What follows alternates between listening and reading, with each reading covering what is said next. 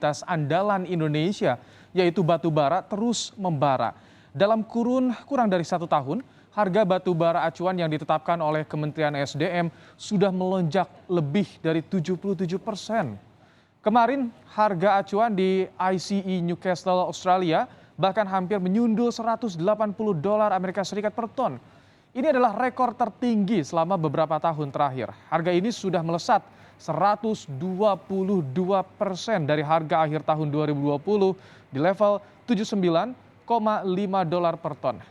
Kenaikan permintaan pasar ekspor serta meningkatnya harga gas alam untuk pembangkit listrik dunia dinilai menjadi penyebab naiknya harga batu bara acuan. 3 negara utama yang permintaan batu baranya naik adalah Tiongkok, Korea Selatan, dan kawasan Eropa. Harga batu bara yang dinilai masih kompetitif ketimbang sumber energi lain masih menjadi faktor pendorong utama rekornya harga batu bara dunia.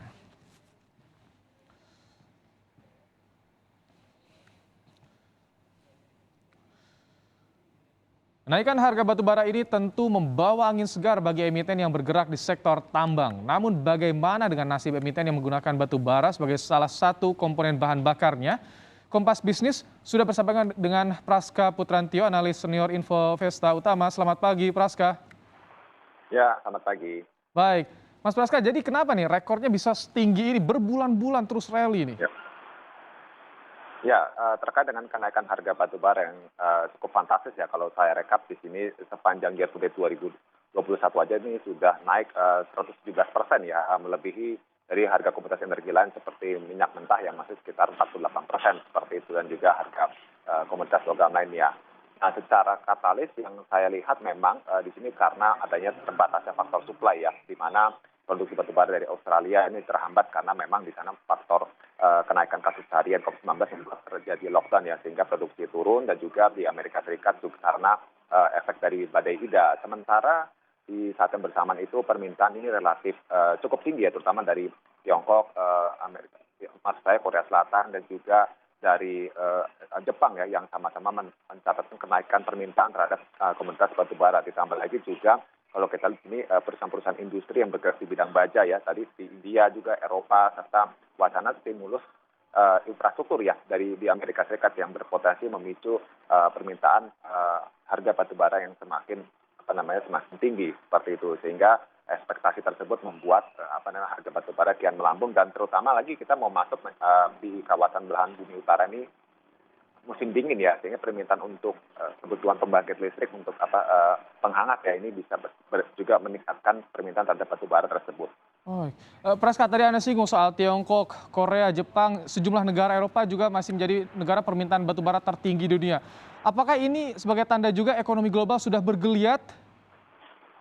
Ya, sebenarnya memang di tengah mulai melandainya kasus COVID-19 ya di beberapa negara ya, meskipun di Amerika Serikat ini masih relatif tinggi karena varian Delta, kita melihat sebenarnya ekonomi itu sudah mulai bergerak pulih di kuartal 2 tahun ini ya, mulai mencoba bangkit cukup signifikan yang terlihat dari pertumbuhan ekonomi di Eropa, di Tiongkok, dan juga di Amerika Serikat yang mencatat pertumbuhan cukup tinggi sekali ya, serta indeks manufaktur juga mencatatkan kenaikan ya, meskipun dalam kuartal 3 ini agak sedikit turun ya, karena melihat dari perkembangan ekonomi yang masih sangat terhambat dengan bagaimana pengetatan likuiditas yang akan rencana dilakukan oleh Bank Sentral Amerika Serikat seperti itu. Tapi kita lihat di sini optimisme untuk bisa pulih itu pasca pandemi cukup kuat sekali, sehingga memicu permintaan terhadap komoditas batu bara tersebut.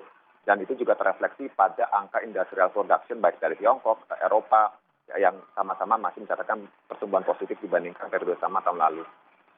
Praska, ini rally panjang bahkan menyentuh rekornya. Ini keuntungan apa yang bisa dirasakan oleh produsen batu bara untuk saat ini berbulan-bulan terakhir?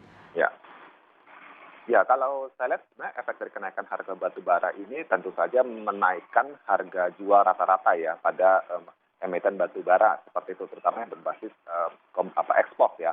Tercatat di sini kalau saya rata-ratakan harga rata-rata batu bara di 2021 ini mencapai 114 ya, meningkat cukup signifikan dibanding 2020 yang hanya 61 dan 2019 78. Artinya memang ya ini berpotensi memberikan kontribusi positif pada kinerja keuangannya yang sudah sebenarnya terefleksi pada beberapa emiten batu bara seperti Adaro Energi, Indo Tambang Raya, yang mana di sini mencatatkan pertumbuhan pendapatan maupun laba usaha dan laba bersih yang cukup signifikan sekali dibandingkan posisi Juni 2020 yang justru negatif seperti itu. Berdampak pada kinerja keuangan, apakah artinya saham mereka ini prospeknya bagus atau sekarang justru sudah terlampau mahal, Praska?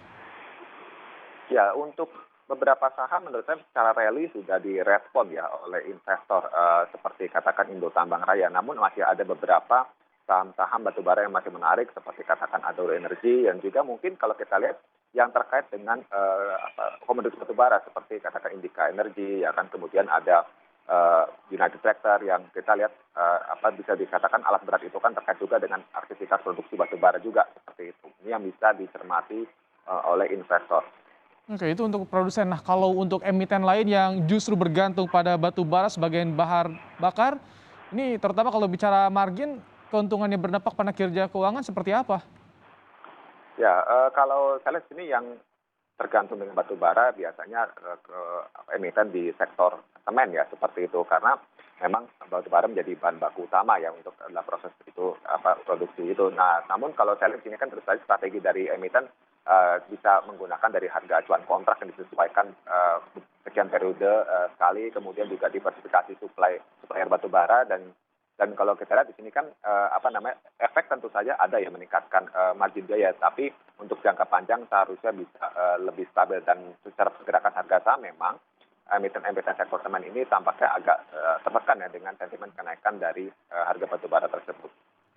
Jadi emiten yang bergantung pada bahan bakunya batu bara ini harus kita hindari atau bagaimana nih, Praska?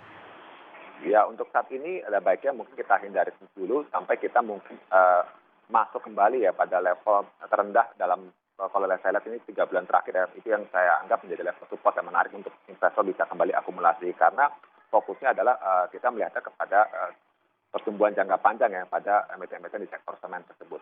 Oh, kalau Anda lihat, Anda cermati ini sampai kapan kira-kira rekor ini terjadi dan apa yang harus diwaspadai investor retail nih?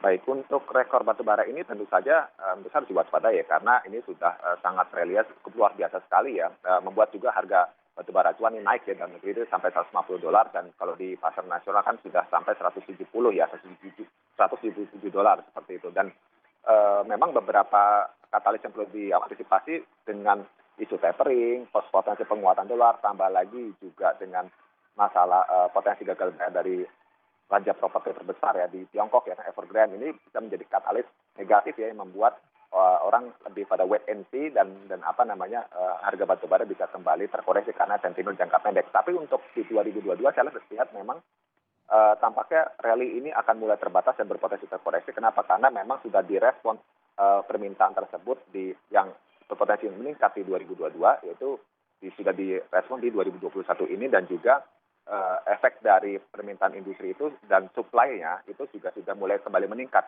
yang mana tadi sempat terhambat karena produksinya terbatas oleh aktivitas lockdown dan juga karena efek badai seperti itu. Jadi artinya kalau selama sepekan ini emiten batubara dirasa aman ya, Praska ya? Untuk di pekan ini jangka pendek masih menjadi favorit ya, tapi ada baiknya bisa memilih emiten yang secara valuasi ya, maksudnya masih relatif murah dan secara teknikal pun juga belum terlalu terangkat naik seperti itu.